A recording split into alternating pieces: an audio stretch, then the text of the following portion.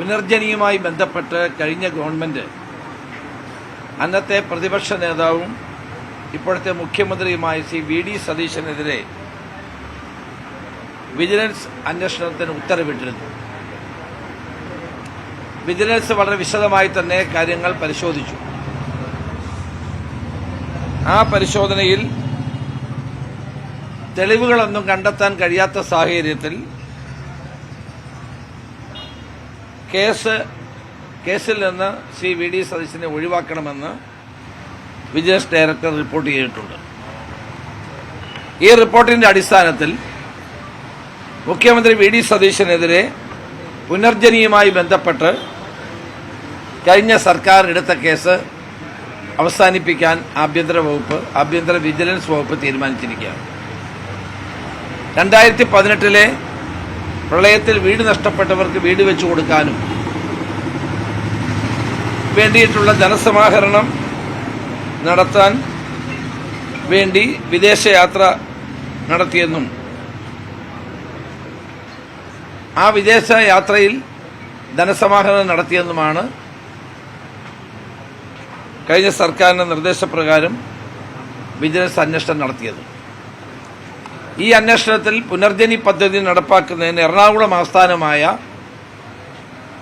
Manappattu foundation എന്ന സന്നദ്ധ സംഘടന വഴിയാണെന്നും പദ്ധതിക്ക് ഫണ്ടുകൾ കൈകാര്യം ചെയ്യുന്നത് ചെയ്തിരുന്നത് ഈ പദ്ധതിയുടെ പേരിൽ മണപ്പാട് ഫൗണ്ടേഷൻ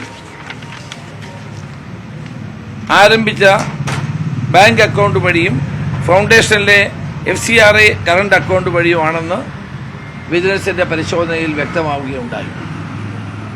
ഇതിൽ അന്നത്തെ പ്രതിപക്ഷ നേതാവ് ഇന്നത്തെ മുഖ്യമന്ത്രി വി ഡി സതീശന് ഒരു പങ്കുമുണ്ടെന്ന് തെളിയിക്കാൻ വിജിലൻസിന് സാധിച്ചിട്ടില്ല. ഈ സാഹചര്യത്തിൽ അഴിമതി നിരോധന നിയമത്തിലെ 7A വകുപ്പുകളിൽ പറയുന്ന കുറ്റങ്ങളൊന്നും ശ്രീ വി ഡി സതീശൻ ചെയ്തിട്ടില്ല എന്ന് അസന്നിഗ്ധമായി തെളിയിക്കപ്പെട്ടിരിക്കുകയാണ്. ഈ കേസിൽ വിജിലൻസ് ആംഗിൾ ഒന്നും തന്നെ കണ്ടെത്താൻ കഴിഞ്ഞിട്ടില്ല. അതുകൊണ്ട് ഈ കേസിന്റെ തുടർ നടപടികൾ വേണ്ടെന്നും വിജിലൻസ് ഡയറക്ടറുടെ റിപ്പോർട്ടിൽ വ്യക്തമാക്കുന്നു. ആ സാഹചര്യത്തിൽ ഈ കേസ് അവസാനിപ്പിക്കാൻ തീരുമാനിച്ചതായി ഞാൻ നിങ്ങളെ അറിയിക്കുന്നു. കഴിഞ്ഞ സർക്കാരിന്റെ കാലത്ത് ഈ വിജിലൻസ് അന്വേഷണവുമായി ബന്ധപ്പെട്ട് ഇങ്ങനെ തെളിവില്ല എന്ന് കണ്ടെത്തിയിട്ട് ഒരു കേന്ദ്ര ഏജൻസി അന്വേഷിക്കണം, ഫെമ നിയമങ്ങളുടെ ലംഘനം നടന്നിട്ടുണ്ടെന്ന് പരിശോധിക്കണം. അന്ന് ഡയറക്ടർ ഒരു റിപ്പോർട്ട് കൊടുത്തിരുന്നു. അത് കഴിഞ്ഞ സർക്കാർ തന്നെ അതിന്റെ രേഖകൾ പുറത്തുവിട്ടതാണ്.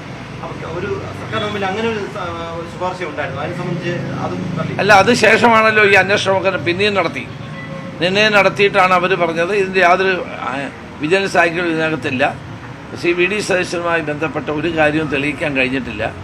അപ്പം അതിന് നിങ്ങൾക്ക് തന്നെ വ്യക്തമാണല്ലോ, രാഷ്ട്രീയ പ്രേരിതമായിട്ടാണ് ഈ കേസിനെയും CBIക്ക് വിടാനോ അല്ലെങ്കിൽ ഉയർന്ന ഏജൻസികൾക്ക് വിടാനോ അന്നത്തെ ഗവൺമെൻറ് തീരുമാനിച്ചത്. അതെല്ലാം പകൽ പോലെ വ്യക്തമാണ്. തന്നെയുമല്ല, ഈ അന്വേഷണത്തിൽ ഒരു കാര്യം വളരെ വ്യക്തമായി, അന്നത്തെ പ്രതിപക്ഷ നേതാവ് ഇന്നത്തെ മുഖ്യമന്ത്രിക്ക് ഇതുമായി യാതൊരു ബന്ധവുമില്ല, 1 രൂപയുടെ പോലും ഇടപാടുകൾക്ക് അദ്ദേഹം ഉണ്ടായിട്ടില്ല എന്നുള്ളത് വളരെ വ്യക്തമാണ്, വളരെ ക്ലിയറാണ്. ഞാൻ ആ ഫയൽ മുഴുവൻ പഠിച്ചിട്ടാണ് പറയുന്നത്, വളരെ ക്ലിയറാണ്. അതുകൊണ്ട് ഇന്നലെ ആ കേസ് ഇന്നലെ തീർപ്പ് കൽപ്പിച്ച് എന്നുള്ള വിവരം അറിയിക്കാനാണ് ഞാൻ നിങ്ങളെ വിളിച്ചത്. സ്വാഭാവികമായും ഇതിലിപ്പോൾ UDF സർക്കാർ അധികാരത്തിലേറിയതിന് പിന്നാലെ വി ഡി സതീശനെ ക്ലീൻ ചിറ്റ് നൽകുന്നു എന്ന് പറയുമ്പോൾ അതൊരു രാഷ്ട്രീയപരമായിട്ടുള്ളൊരു തീരുമാനമായി തന്നെ ഒരിക്കലുമല്ല. കാരണം നേരത്തെ തന്നെ വിജിലൻസ് കണ്ടെത്തി ആ ഫയലുകൾ പരിശോധിച്ചാൽ അറിയാം, യാതൊരു തെളിവും അന്നും കണ്ടെത്തിയിട്ടില്ല. തെളിവ് കണ്ടെത്താത്തത് കൊണ്ടാണ് അന്നത്തെ മുഖ്യമന്ത്രി തന്നെ അത് വിജിലൻസ് അന്വേഷിച്ചാൽ പോരാ, കേന്ദ്ര ഏജൻസി അന്വേഷിക്കണമെന്ന് പറഞ്ഞത്. അതേ തുടർന്ന് വീണ്ടുമുള്ള അന്വേഷണം നടത്തിയതിന് ശേഷമാണ് വിജിലൻസ് ഡയറക്ടർ ഫയൽ എനിക്ക് അയച്ചത്. അതിനകത്ത് ഒരു തരത്തിലുള്ള വി ഡി സതീശൻ്റെ ഇൻവോൾവ്മെൻറ്റ് അന്നുമില്ല ഇന്നുമില്ല. അതുകൊണ്ട് ഭരണം മാറിയതിൻ്റെ അടിസ്ഥാനത്തിൽ മുഖ്യമന്ത്രിക്ക് ക്ലീൻ ചിറ്റ് നൽകിയല്ല, അടിസ്ഥാനരഹിതമായ കാര്യമാണ് അന്ന് അതിൽ ഉന്നയിച്ചത്. അതുകൊണ്ട് തന്നെ അത് നിലനിൽക്കുന്നതല്ല, വളരെ വിശദമായി തന്നെ വിജിലൻസ് പരിശോധിച്ച കാര്യമാണ്. അതുകൊണ്ട് ഡയറക്ടറുടെ ശുപാർശ പ്രകാരം ഇനി കേസുമായി മുന്നോട്ട് പോകേണ്ടെന്നാണ് തീരുമാനം.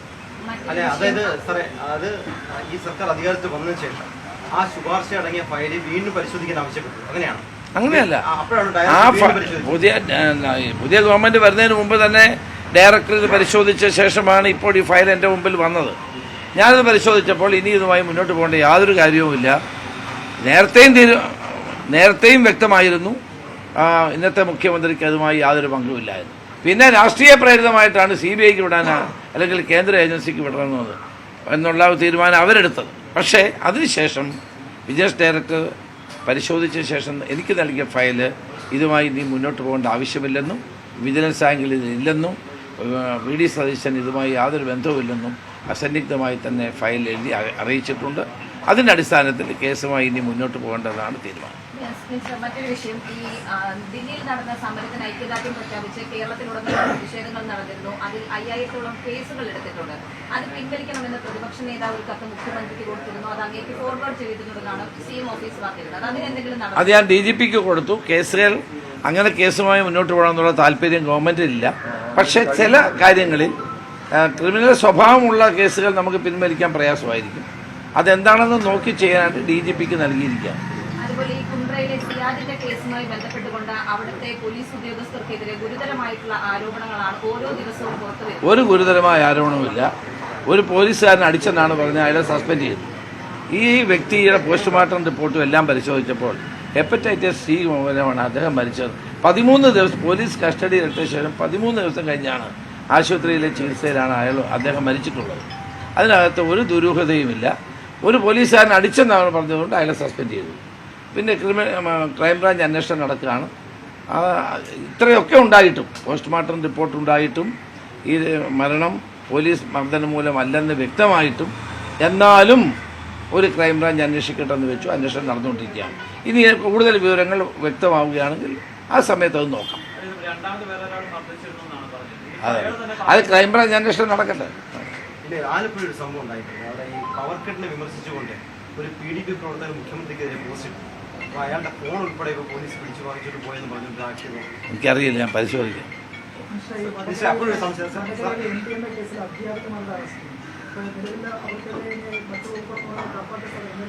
കേരളം ലജ്ജിച്ച് തലതാർത്തിയ ഒരു സംഭവമാണത്. കുട്ടികളെ പഠിപ്പിക്കുന്ന അധ്യാപികമാർ 3 പേര് MDMA വിൽക്കുന്നവരായി മാറി. നമ്മൾ ആലോചിക്കാം, മരണത്തിൻ്റെ വ്യാപാരികളായി ഈ അധ്യാപകർ മാറുന്നു. നമുക്ക് ഞെട്ടലോടെയാണ് കേരളം കേട്ടത്. എങ്ങനെ അംഗീകരിക്കാൻ കഴിയും? കുട്ടികൾക്ക് വഴി പറഞ്ഞു കൊടുക്കേണ്ട, കുട്ടികളെ നേരായ മാർഗത്തിലൂടെ നയിക്കേണ്ട അധ്യാപകരാണ് ഇത് ചെയ്തത് എന്നുള്ളത് ഗുരുതരമായ കാര്യമല്ലേ? തീർച്ചയായിട്ടും അവരുടെ പേരിൽ കേസെടുക്കും, അവരുടെ പ്രോപ്പർട്ടികൾ കണ്ടെത്തും, ശക്തമായ നടപടിയുമായി മുന്നോട്ട് പോകും. ഇനി ഇതിൽ കൂടുതൽ ആരെങ്കിലും ഉണ്ടോ എന്നുള്ള കാര്യം പരിശോധിക്കണമെന്ന് അവരോട് നിർദ്ദേശിച്ചിട്ടുണ്ട്. അത്തരത്തിലുള്ള പരിശോധനയും മറ്റു കാര്യങ്ങളും നടന്നുകൊണ്ടിരിക്കുകയാണ്. ഇതൊരിക്കലും അംഗീകരിക്കാൻ കഴിയുന്നതല്ല. ഒരു ക്ലാരിഫിക്കേഷൻ വേണ്ടിയാണ്. കഴിഞ്ഞ വിജിലൻസ് ഡയറക്ടർ, അത് മുൻ വിജിലൻസ് ഡയറക്ടർ ഒരു വിജിലൻസിനെ ആംഗിളിൽ തെളിയിക്കാൻ പറ്റിയില്ലെന്ന് ഒരു കേന്ദ്ര ഏജൻസി ഏൽപ്പിക്കൊണ്ടാണ് ഒരു ശുപാർശ സമർപ്പിച്ചത്. ആ ശുപാർശ ഉൾപ്പെടെയാണോ ഡ്രോപ്പ് ചെയ്തത്? അത് ഇതുമായി ബന്ധപ്പെട്ട വിജിലൻസിൻ്റെ അന്വേഷണം ഞങ്ങൾ പരിപൂർണമായി അവസാനിപ്പിച്ചിരിക്കുകയാണ്. വിജിലൻസ് ഡയറക്ടറുടെ ഫയൽ ഉണ്ടായിട്ടുണ്ട്. ഒരു കേന്ദ്ര ഏജൻസിയുടെ അന്വേഷണവും എന്തിനാണെന്ന് എനിക്ക് പറയാം. അത് രാഷ്ട്രീയ പ്രേരിതമായിട്ട് അവർ ചെയ്തതാണ് കഴിഞ്ഞ ഗവൺമെൻറ്. വിജിലൻസിന് പരാതി കൊടുത്തിട്ട് വിജിലൻസിൽ ആംഗിൾ ഇല്ലെന്ന് കഴിഞ്ഞ ഡയറക്ടറും ഈ ഡയറക്ടറും എഴുതുമ്പം പിന്നെ എന്ത് വിജിലൻസ് അന്വേഷിക്കാനാണ്? എനിക്കത് മനസ്സിലാവാത്ത കാര്യമാണ്. അപ്പോൾ അത് തികഞ്ഞും കഴിഞ്ഞ ഗവൺമെൻറ് രാഷ്ട്രീയ പ്രേരിതമായിട്ട് മുന്നോട്ട് കൊണ്ടുപോയ ഒരു കേസാണ്. 2 ഡയറക്ടർമാർ, കഴിഞ്ഞ സർക്കാരിലെ ഡയറക്ടർ ഇവിടെയും ഈ കേസിനകത്ത് VD സതീശനുമായി ബന്ധപ്പെട്ട ഒരു കാര്യവുമില്ല എന്ന് വളരെ വ്യക്തമായി തെളിയിച്ചിട്ടുള്ള കാര്യമാണ്. അതുകൊണ്ട് ഇനി ഈ കേസുമായിട്ട് മുന്നോട്ട് പോകേണ്ട ആവശ്യമില്ല എന്നുള്ള തീരുമാനമാണ് വിജിലൻസ് വകുപ്പ് മന്ത്രി എന്നുള്ള നിലയിൽ ഞാൻ എടുത്തത്. അത് ഡയറക്ടറുടെ റിപ്പോർട്ടിൻ്റെ അടിസ്ഥാനത്തിൽ എടുത്തിട്ടുണ്ട്. കൂടുതൽ വാർത്തകൾക്ക് News 18 Keralam YouTube channel subscribe ചെയ്യുക.